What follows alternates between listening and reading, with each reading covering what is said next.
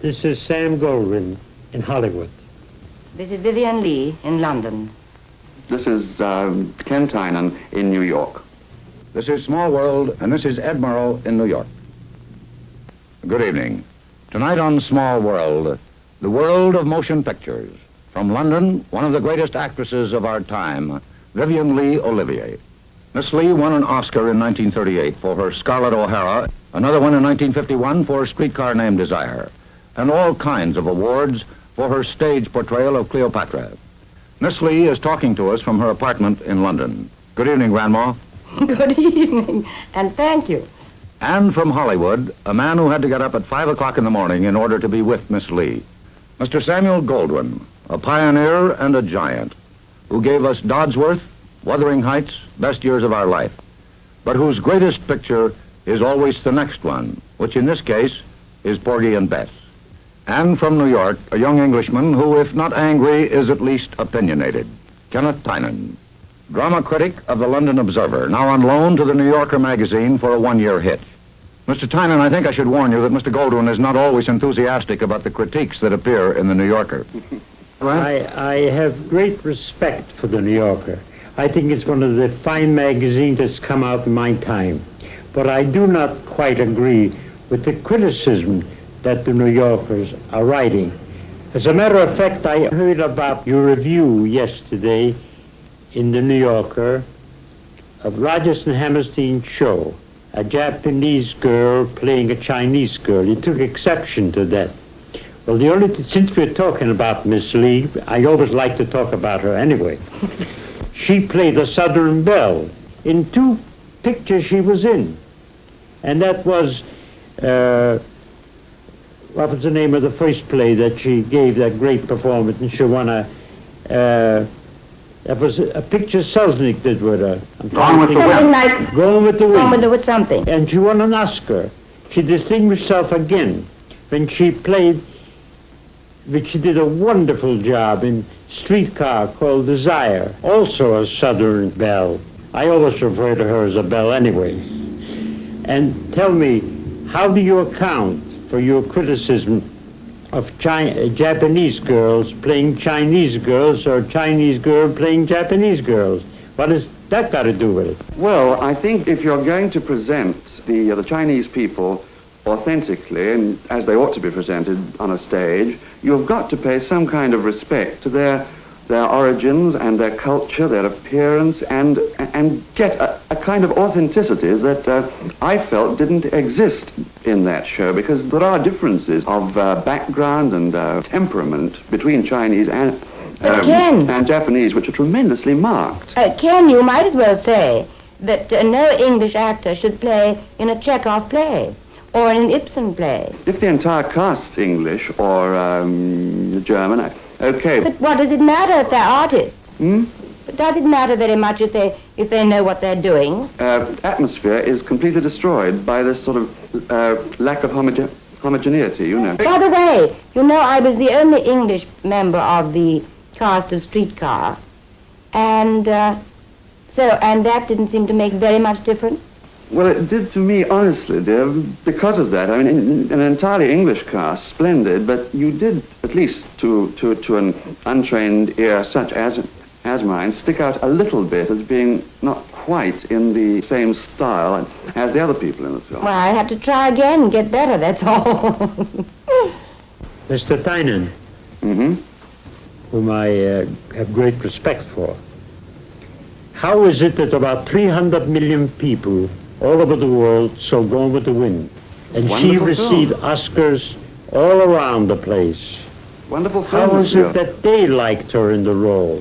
Oh, I don't think I was intending that, Mr. Goldwyn. I was saying, in a film of that kind, I think she was marvelous. I thought Vivien was absolutely perfect in that, because, as I said, it's sort of set in the past and in a costume picture.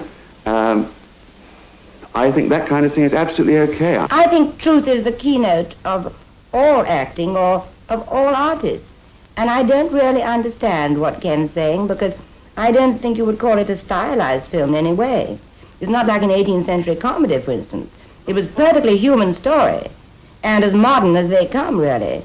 The fact that you wear a costume doesn't make any difference to your mind.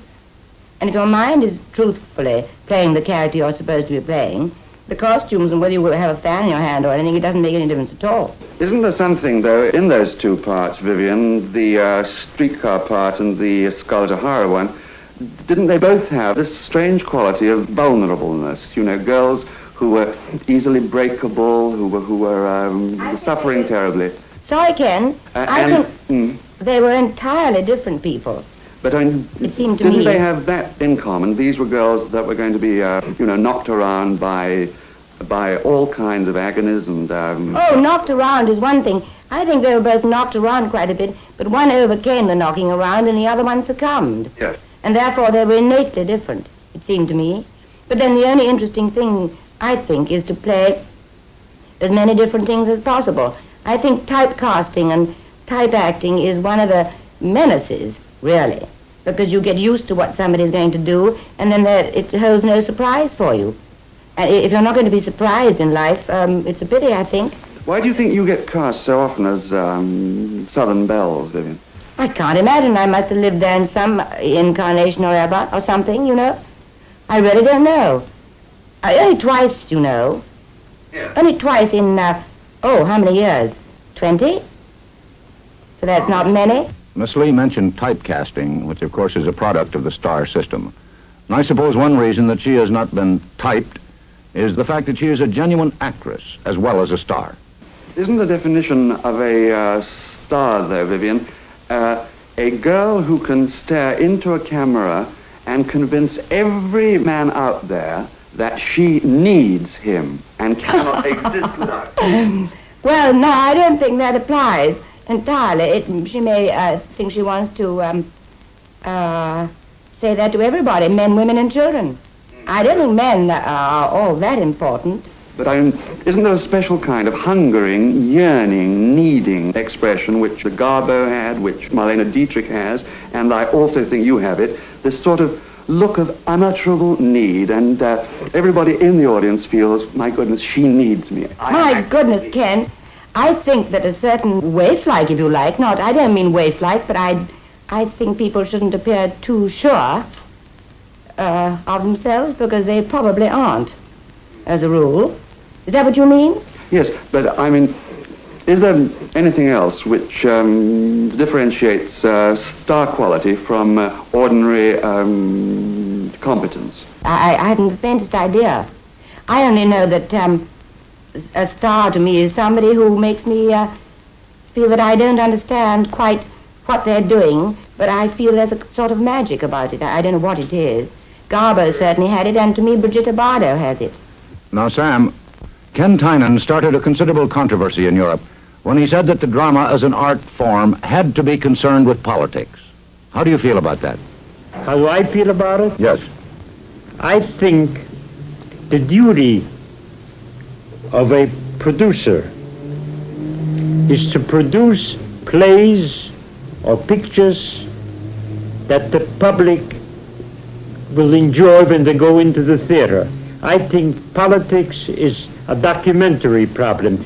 I do believe this, that when you leave the theater, you have to carry away something with you that is close to people's heart, that touches on their daily life, and they understand the characters.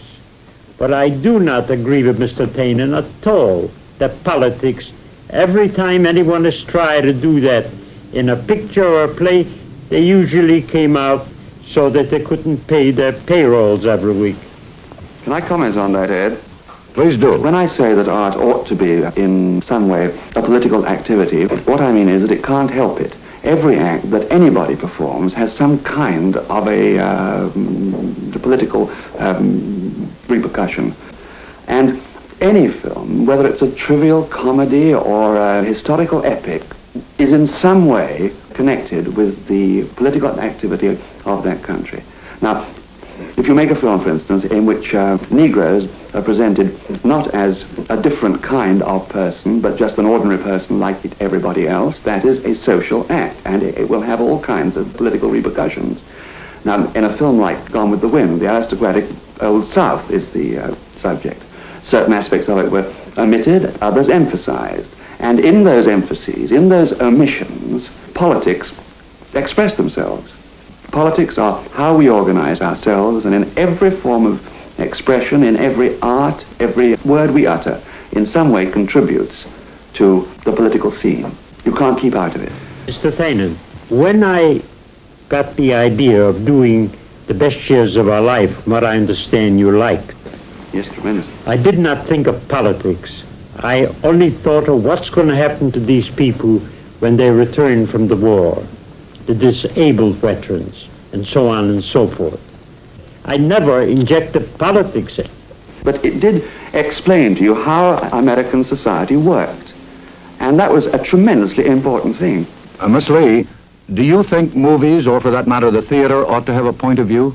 I do. Well, this had a point of view. I do. In fact, I agree with Ken that they have a point of view whether they really want to or not, because any good playwright cannot help being taken up with the way the world is going. And I suppose politics come into that. I know nothing about politics, and I don't think I like them at all.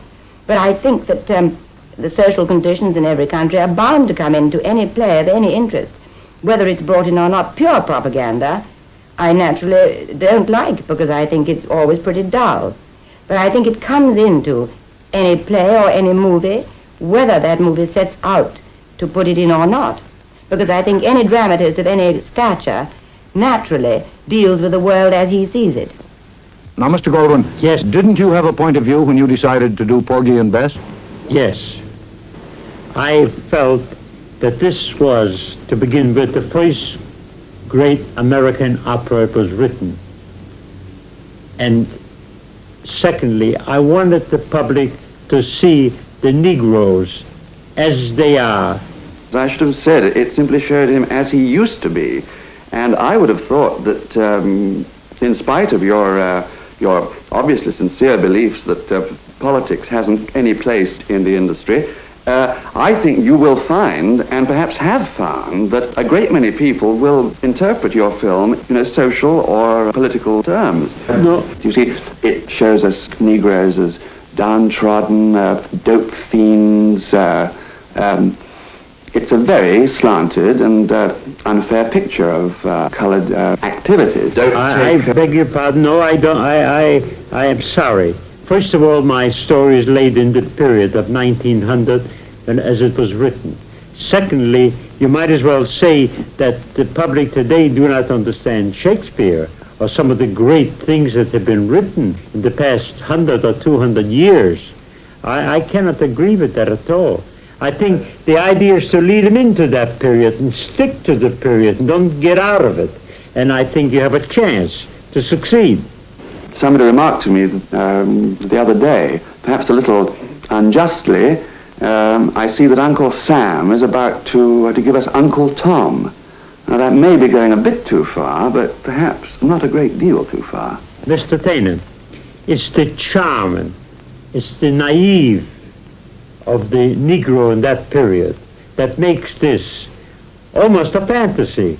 But a fantasy must have a certain sense of reality. And I don't think politics or anything that you're talking about had anything to do with that play whatsoever. The idea is to do it better, and the screen has greater opportunity than the stage has. And especially when I did this picture in Tadeo, which has 6 soundtracks, and Mr. Ira Gershwin sat in the projecting room, and I showed him some of it in Tadeo. And the remark he made was, I only wish that George was alive and he could hear this music, his music, played on 6 tracks.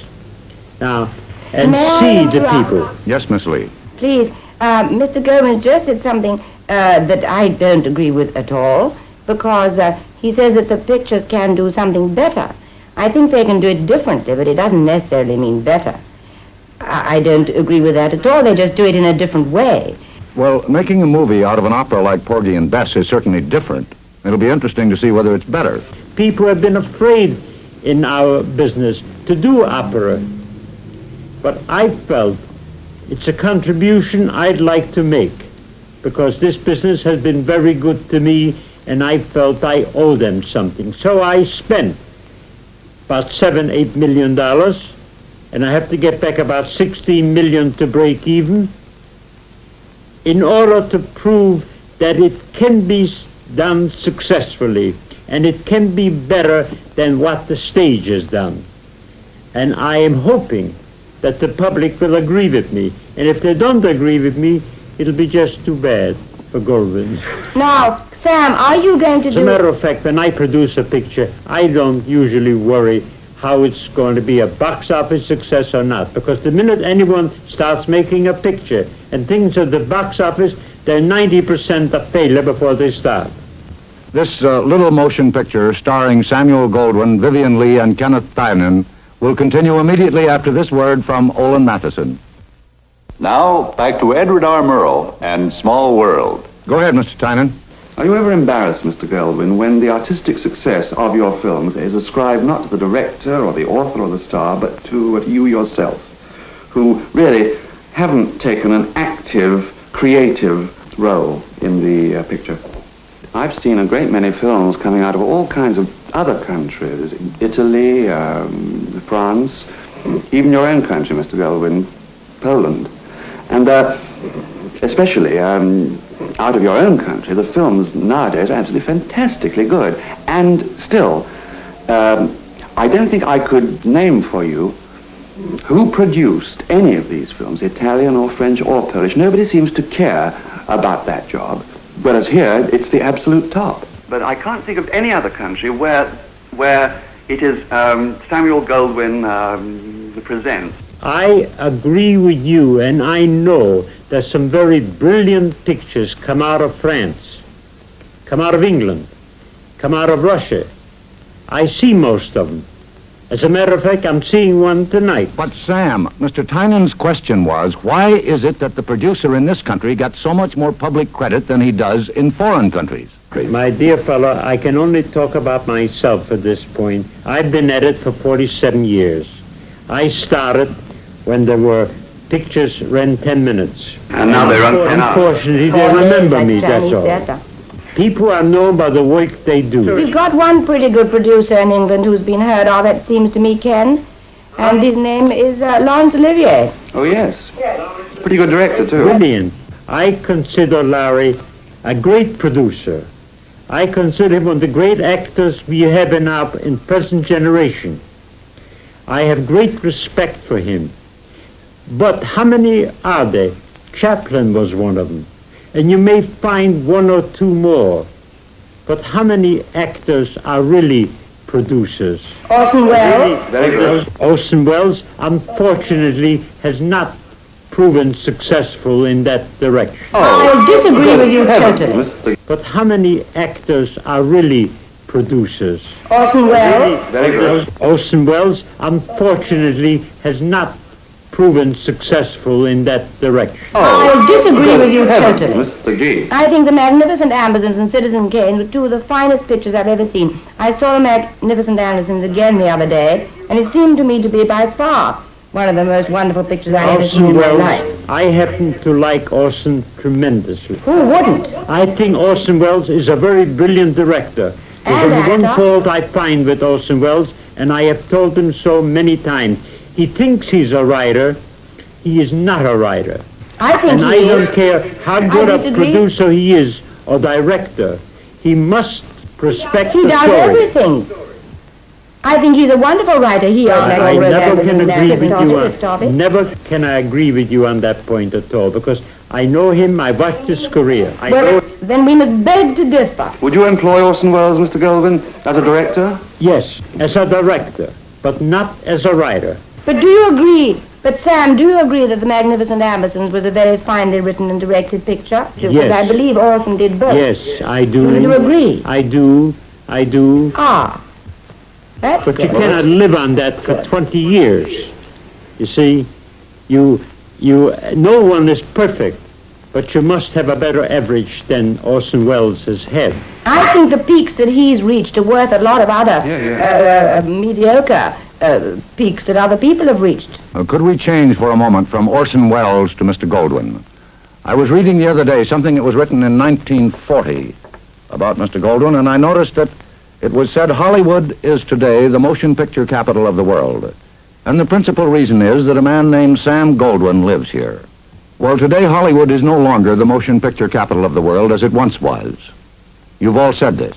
What went wrong? I am not defending Hollywood, all of Hollywood's pictures, but I do say this to you, that right now, as we stand today, Hollywood pictures are more popular throughout the world than any other country. The chances are they may beat us unless we improve, and we are on the way to improving. If you look what's happened the last 2 or 3 years, they are going in that direction, to make fewer pictures and make better pictures, because they found out that the public will just not come and support them. Well, I was simply thinking that if Hollywood sort of lost its control of the movie houses, isn't it because people who came over from Germany and from other parts of the continent in the 20s, people like Billy Wilder, Fritz Lang, that kind of person. Now, Hollywood seems to have stopped importing these enormously talented people. Could it perhaps be that the talented Germans and Hungarians and Italians nowadays prefer to stay at home, where perhaps they can operate with a little more freedom? Yes. I don't know what you mean by freedom. Some people, Laurence Olivier doesn't need any freedom because he has freedom in his heart. He certainly does, and he demands it, old boy. He has freedom in his heart, You're and he wrong there. knows how to use his freedom. Sam? The thing to Sam? do, yeah. You're wrong there. He demands all the freedom in the world, and he gets it. I say, I'm but happy he is to an say- exception. There are just Except, a few. of course, that he didn't get the freedom to do Macbeth, which was a great shame and a pity and a disgrace. Speaking for myself again, I am not yet ready to shove under the doors $6 or $7 million or $3 million or $2 million and go away fishing. Mr. Goldwyn, this talk about shoving $6 million under the door and going fishing, I'm not quite clear what you sort of mean I by didn't get that. that, I'm afraid. May I clarify that point? There are two kinds of producers. One is, as Mr. Tynan said, an organizer, and the other really is a producer. I do a great many things myself that others leave to the director. And the chances are, I may be wrong, but nevertheless, I've been here for 46 years, and I'm still working and still doing all right. But I never give the final word to anyone but the Goldwyn. And I shall continue to do that, and when the day comes when I cannot get away with it, I'm going to stop making pictures. Well, that won't be for a long time, I hope, Mr. Sam. Goldwyn, I should have thought, in a way, that sort of overall control by one man in some way impeded the liberty of the artists concerned. Might as well say that about Cecil DeMille. No one likes Cecil DeMille's pictures in Hollywood, but the public, or critics, they don't like it, but the public seems to like them. And after all, the public, they have the final word about anyone. So am I making myself clear now? Does that answer your question, Mr. Tynan? Oh, yes, but I would be very interested to hear Mr. Goldwyn on the question of if anybody will be seeing Mr. DeMille's pictures in, say, 50 years' time. I mean, millions of people are seeing them all over the world now, but I mean, will they last? As, for instance, Citizen Kane will last. May I answer that? He produced a picture of the 30 years ago. It was a biblical picture. The king... Sign of the Cross. I forgot the name of the picture. Sign of the Cross, I Sign of think. the Cross. No, not the Sign of the Cross. Ten Commandments. The King of Kings. Oh. Mr. Tynan, it's still being shown all over the world. Really? His In pictures, outlying islands in the South Pacific? pictures live with the public. Some pictures he made were not as good as others, and that applies to every writer, every director, every producer. None of us can hit 100%. Anybody else's picture's going to live? I think Wuthering Heights is going to live as long as I live. So do I. And some of the best years of our lives are Gone with the Wind, or any of the outstanding pictures will live. Some of Shakespeare's plays live. Oh, I think they live, don't you? Shakespeare's They've done it for so long. Shakespeare's plays and some of your films and anything else, Mr. Goldwyn. What else will live? Don't Shakespeare's things have lived for 100 years or more? Great things live, and the bad things die. It's the same, a man or woman, when they have bad health, they die. Our time is up, but I would guess that the movies and the theater will remain healthy so long as we have producers like Goldwyn, actresses like Vivien Leigh, and critics like Ken Tynan. Next week's guests in just a moment. Next week on Small World, Madame Callas from Milan, Sir Thomas Beecham from Nice, and Victor Borge from Connecticut. Good night and good luck. Remember, Sir Thomas Beecham from Nice, Victor Borge from Connecticut, and Maria Callas from Milan next week, when Small World will be brought to you again by Olin Matheson.